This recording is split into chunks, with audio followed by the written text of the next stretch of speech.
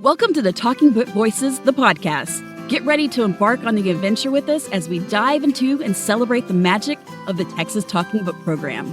Let's raise our voices together and make the world of literature accessible for all.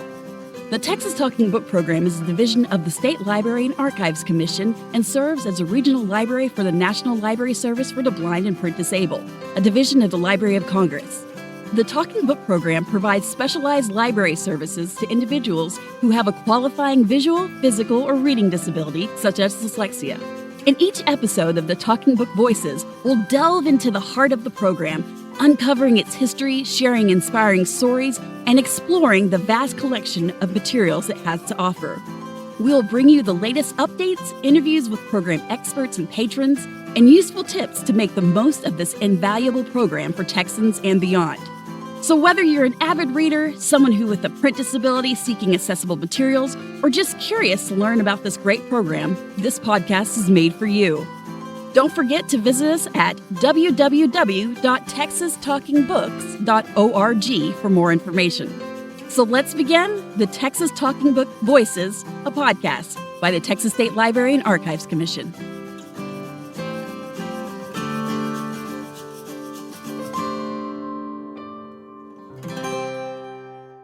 Are you new to the Talking Book program?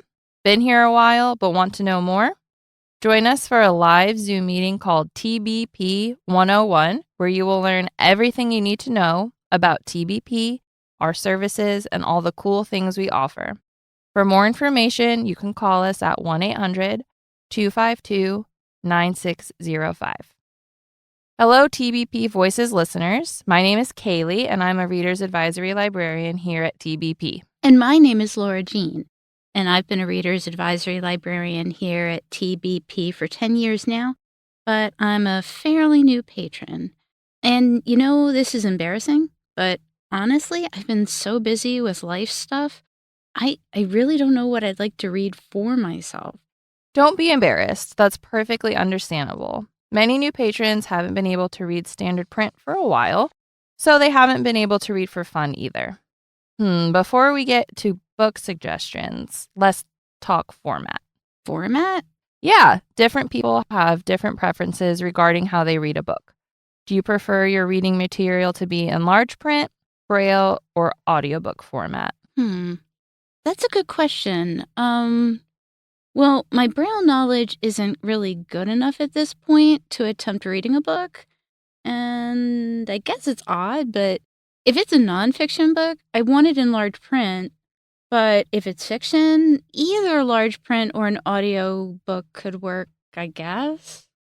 That's not odd at all. Actually, a lot of Braille readers feel that way about nonfiction. I just feel like I need to concentrate more when I'm reading nonfiction, and I tend to lose focus when listening to audiobooks.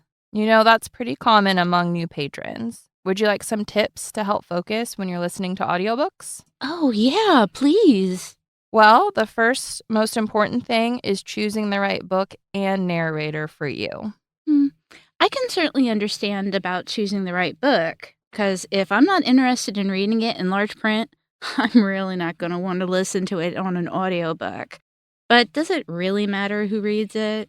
Oh, it really can matter. For example, some patrons have problems hearing female narrators because their voices tend to have a higher pitch. Or if they have a problem hearing the lower frequencies, they may have problems hearing some male narrators. We can exclude either gender from your book selections, or if you want a book that is only available, say, with a female narrator, you can play around with the tone, and sometimes that can help. Well, that makes sense. Well, luckily, that is not an issue for me. All right, what about accents? If you're watching a movie, do British or other accents make it more difficult to understand what's being said, even though they're speaking English? Not for me, but my husband likes putting on the closed captioning for that very reason. I hadn't thought of applying that to audiobooks, but that's smart. Right? With audiobooks, we can either select books with narrators who have a more familiar accent, or if you don't want to limit your book selections that way, you can also try slowing down the narration speed. That can also help. Well, this all makes sense, but my personal problem is my lack of focus. I just can't seem to pay attention long enough to listen to the book. No, I understand. You can always start with a short book or one with short chapter lengths, like a thriller, or a collection of short stories or essays can be a good way to start working on your audiobook listening skills. Hey, do you have a favorite book? I really can't pin it down to one. Okay, that's fair. But if there's a book you're familiar with, it can be helpful to start your audiobook journey with that. I can see that. Actually, I did that during the pandemic. I read familiar things because they were comforting. Exactly. And since you're already familiar with the characters, the plot, and such, it can ease your transition into listening to books. Exactly. And since you're already familiar with the characters, plot, and such, it can ease your transition to listening to books. You said you've tried listening to audiobooks before? What were you listening to? A Tom Clancy book, but I know what went wrong there. The narrator's voice was annoying. He kind of droned. That would be enough to ruin it for me, too. Sometimes a fairly easy fix is to slightly increase the narration speed. Just like slowing it down helps if you're having problems understanding what is being said, sometimes speeding it up can be just as helpful. Try speeding it up so it feels about the same speed as a normal conversation does. But if you're trying to listen to fiction, a thriller is a good choice. They generally have shorter chapters, are plot-based, and often take place in a contemporary time and place. Or, and this might seem counterintuitive, but you might try considering a nonfiction book. Sometimes when you're learning the skill of listening to an audiobook, it's too hard to try to follow the plot and the characters and keep yourself immersed in the book. Well, that makes sense because that's exactly what happens. I realize I've stopped listening to the book and I'm thinking about what to cook for dinner or something. That's very common. Another tip is to create a listening environment that makes it easier for you to concentrate on the book. Make a special reading place that is comfortable where you can minimize distractions and interruptions. And consider using headphones. If you use our talking book machine, just ask and we can send you headphones. Well, my home is pretty chaotic. It really only slows down around bedtime. I gotcha. An alternative solution is to incorporate listening to books into your routine. Is there a time every day when you're doing a hobby, a light chore like washing dishes or folding laundry, or commuting? I actually listen to audiobooks on the drive to work.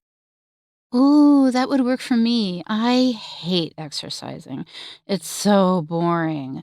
But I could listen to a book while doing that? Exactly. It wouldn't distract me further? No, it's funny. You would think that multitasking would distract you, but in this case, it can actually help you concentrate. But it's got to be something that doesn't require intense focus. Pair it with something you can do on autopilot. Or if you need something even less distracting, try playing with fidget toys while listening. It gives your hands a task since they aren't turning pages. Okay, I see. Just something simple for my hands to do when my brain is engaged in the story. Yep, it also helps to listen actively.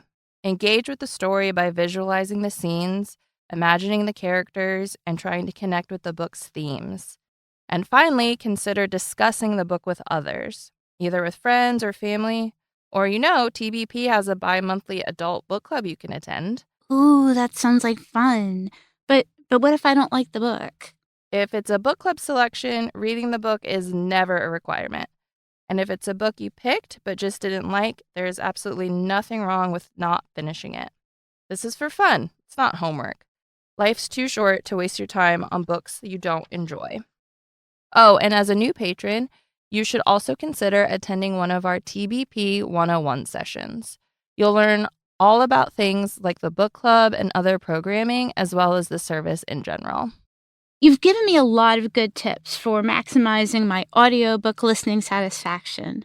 Now all I have to do is find a good book. And that's where we come in. If you're a patron of the Talking Book program and would like to receive personalized reader's advisory, please reach out to us. You can contact us by calling 1-800-252-9605 or by sending an email to tbpral@tsl.texas.gov. Our dedicated team is ready to assist you and provide the recommendations tailored to your interests and reading preferences. We look forward to helping you discover new and exciting books. Well, that's just about all the time we have. I hope you take the opportunity to ask us for tips on what to read next. Thanks for listening, and we'll see you next time on TBP Voices.